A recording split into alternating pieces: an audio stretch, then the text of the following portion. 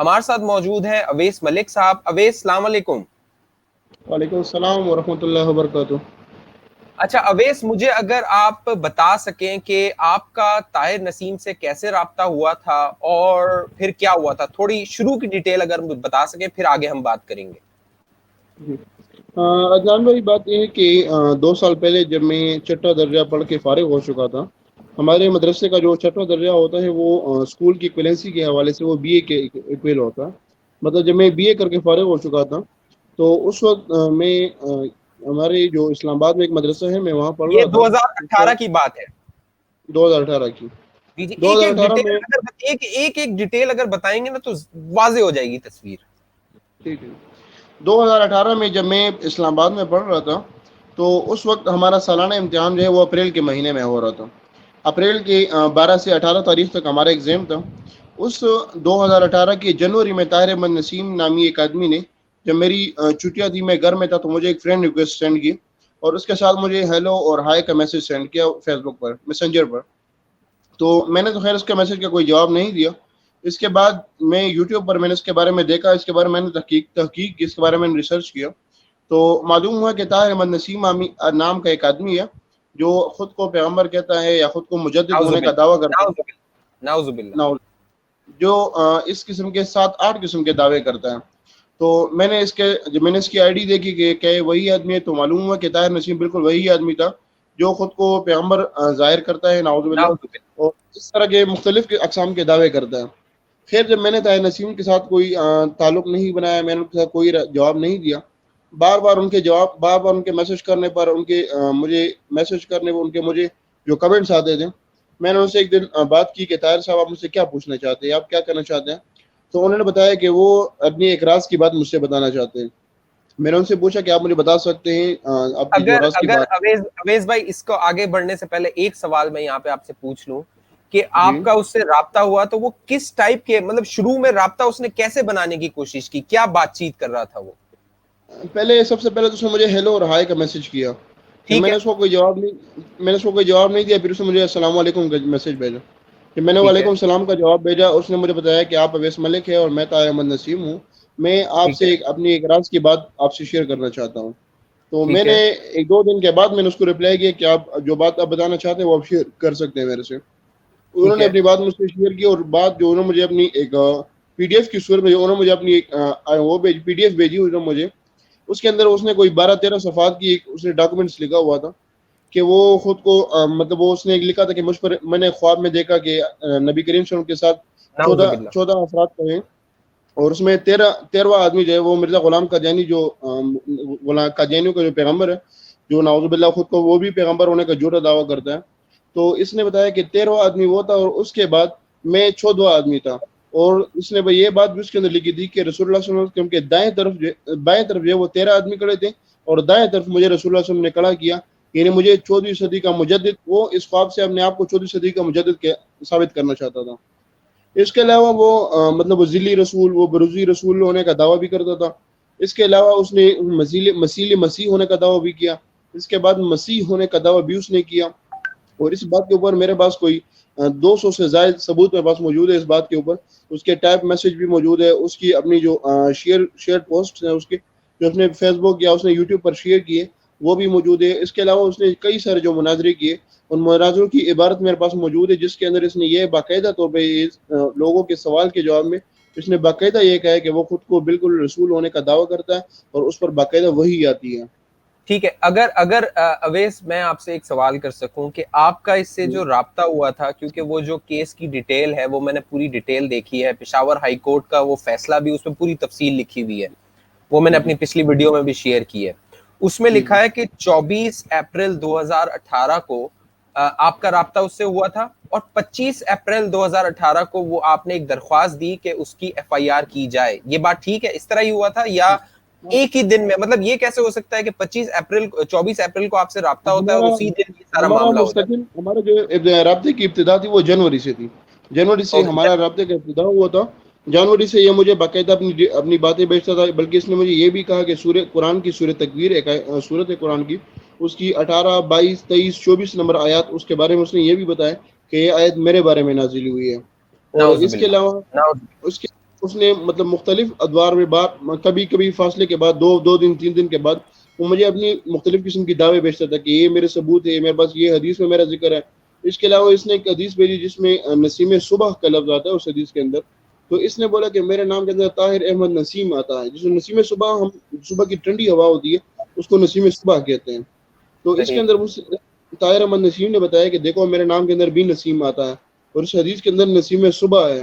نسیم صبح کی ٹھنڈی ہوا کو کہتے ہیں. تو طاہر احمد نسیم نے یہ کہنے کی کوشش کی ہے کہ وہ خود جو طاہر احمد نسیم اس کے نام میں آیا، تو وہ خود بھی مطلب اس وقت کے جو تمام لوگ ہیں جو آج جو اس کے موجودہ زمانے میں مطلب 2018 میں جو موجود لوگ تھے، ان سب کے لیے طاہر نسیم صبح کی ٹھنڈی ہوا کی حیثیت رکھتا ہے. اس کے علاوہ ہماری اپریل تک مسلسل وہ مجھے بار بار باتیں بھیجتا تھا. کبھی وہ قرآن کی آیت اپنی طرف سے وہ اپنی طرف پیروی کرانے کے لیے کہتا تھا، کبھی وہ اپنے اوپر ایمان لانے کے لیے کہتا تھا، کبھی اس نے قرآن کی آیات میں تحریف کی، کبھی اس کے معنی میں تحریف کرتا تھا، کبھی تشریح میں تحریف کرتا تھا، کبھی وہ اپنی ویڈیو بنا کر قرآن کی تفسیر اور قرآن کی آیت ترجمے بتا کر وہ مجھے سینڈ کرتا تھا. لیکن جب میں نے اس کو مسلسل کوئی لیف نہیں دی تو پھر 10 اپریل 2018 کو جو اس نے مجھے مناظرے کے لیے چیلنج کر دیا. میں نے اسکائپ پر اس کے ساتھ مناظرہ ہوا 14 اپریل 2018 کو. 4 دن بعد اس کے ساتھ میرا مناظرہ ہوا. اسی دن میرا امتحان بھی تھا، لیکن شام کے ٹائم ہمارا اس کے ساتھ مناظرہ ہوا. اس کے بعد جب میں نے اس کو اس مناظرے کے اندر میں نے ایک سوال میں آپ سے کر سکوں، آپ نے کہا ہمارا اس سے مناظرہ ہوا، تو آپ کے علاوہ بھی کچھ لوگ تھے؟ ہمارا مطلب میرا اور طاہر نسیم کا مناظرہ ہوا. اچھا اوکے ٹھیک ہے. تو 14 اپریل 2018 کو میرا اس سے باقاعدہ مناظرہ ہوا. اس مناظرے کے اندر بھی میں نے اس سے صرف جان چھڑانے کی کوشش کی، مطلب میں نے اس کی باتوں کو ختم کرنے کی کوشش کی. اس کا ایک مختصر سا انٹرویو تھا جس میں اس نے اپنا نام، اپنی اہلیہ، بیوی، بچے کے بارے میں بتایا، اپنے پیشہ جو کرتا ہے، اپنے دعوی وغیرہ صرف اس نے یہ بتائی اس کے اندر. پھر میں نے اس کے جب کوئی لفٹ نہیں دی، اس کے بعد اس نے مجھے 20 اپریل کو باقاعدہ تنگ کرنا شروع کیا، اور اس نے مجھے بتایا کہ وہ پشاور آ کر مجھ سے مناظرہ کرنا چاہتا ہے. میں نے اس کی یہ بات صرف مذاق سمجھی کہ وہ کبھی بھی سر نہیں کر سکتا. ایک بات میں کلیئرٹی کر دوں کہ پشاور آ کے مطلب کہ وہ امریکہ میں تھا اس وقت وہ شکاگو امریکہ میں تھا اس وقت وہ. ٹھیک ہے. اس نے مجھے باقاعدہ وہاں سے مناظرے کے لیے چیلنج کیا، اور اس نے بتایا کہ وہ پشاور آنا چاہتا ہے مجھ سے مناظرے کے لیے. اور پشاور میں اس نے مناظرے کے لیے پشاور یونیورسٹی کا جگہ کا انتخاب بھی کر دیا تھا. میں نے اس کو بتایا کہ دیکھیں آپ اس طرح کبھی نہیں ہو سکتا کہ آپ پشاور آ جائیں. لیکن پھر بھی جب وہ بار بار اصرار کرتا رہا تو میں نے اس کو بولا کہ ٹھیک ہے، اگر آپ آنا چاہتے تو آپ پشاور آ جائیں. میں پشاور کے قریب علاقے نوشہرہ میں رہتا ہوں، آپ کبھی بھی مجھ سے رابطہ کر سکتے ہیں. میں نے یہ سوچ سمجھ کر اس سے اس بات کا کہا تھا کہ کیونکہ میں سمجھتا تھا کہ وہ کبھی بھی پشاور نہیں آئے گا. لیکن اس 23 اپریل 2018 کو جو ہے طاہر احمد نسیم نے مجھے اپنی میسنجر سے فون کیا. آپ کو یہ کیوں لگتا تھا کہ وہ نہیں آئے گا؟ کیونکہ جتنے بھی لوگ اس طرح نبوت کے دعوے کرتے ہیں وہ ہمیشہ اس طرح کرتے ہیں. وہ مطلب ان میں زیادہ تر جو لوگ ہیں وہ پاکستان یا بھارت کے ہیں. وہ دوسرے ممالک میں، کینیڈا میں، آسٹریلیا میں، امریکہ یا برطانیہ میں رہتے ہیں، تو وہ ہمیشہ یہ دعویٰ کرتے ہیں کہ میں فلاں تاریخ کو پاکستان آ رہا ہوں، فلاں تاریخ کو پاکستان آ رہا ہوں.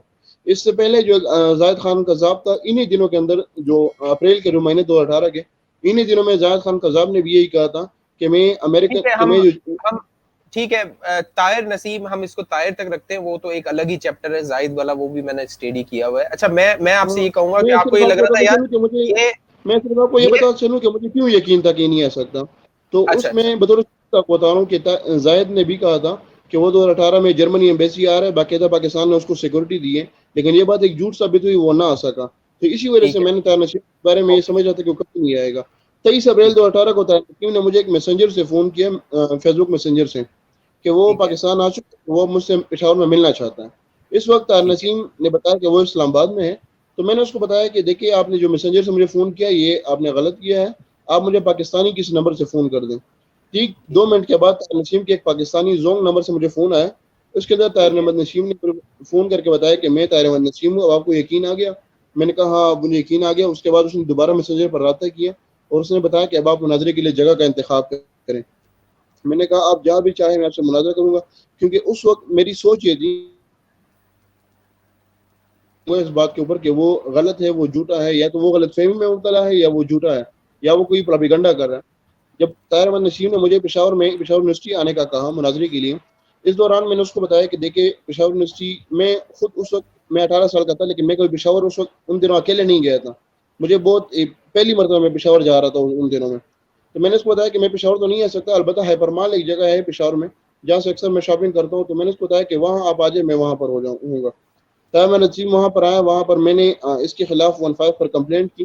15 پر کمپلینٹ کے بعد انہوں نے مجھے بتایا کہ یہ جو آپ بات کر رہے ہیں یہ اس طرح نہیں ہو سکتا، کیونکہ ان کو بھی یہ یقین تھا کہ کوئی بھی شخص دعوی نبوت کر کے پاکستان سے جو بھاگ جائے وہ کبھی بھی دوبارہ پاکستان نہیں آ سکتا.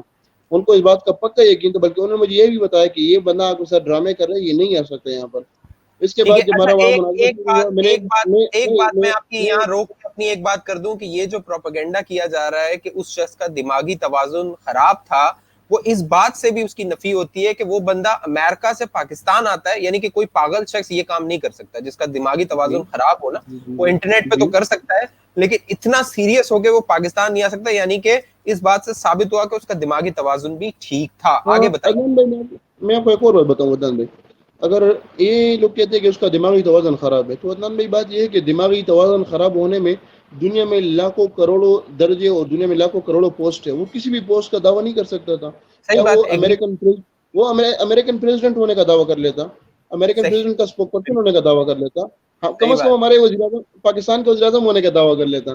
لیکن صحیح اس بات. کو مطلب یہ نبوت ہی کوئی اتنی سستی چیز رہ گئی تھی جو اس کو صرف پاگل پن میں صرف نبوت ہی یاد آ گئی تھی، ٹھیک ہے. صرف آگے نبوت کا آگے اس میں بتائیے. دعویٰ کرنا تھا. ٹھیک ہے آگے بتائیے. پولیس آ گئی، پولیس نے کہا بھائی یہ تو ہو ہی نہیں اس کے سکتا. علاوہ جب ہماری جب اس یہ باقاعدہ وہاں پشاور آیا، یہ ایک ٹیکسی میں آیا پشاور میں، اور وہ ٹیکسی بھی اس کے بارے میں بعد میں پتہ چلا کہ وہ ٹیکسی طاہر نسیم کا بھائی چلا رہا تھا.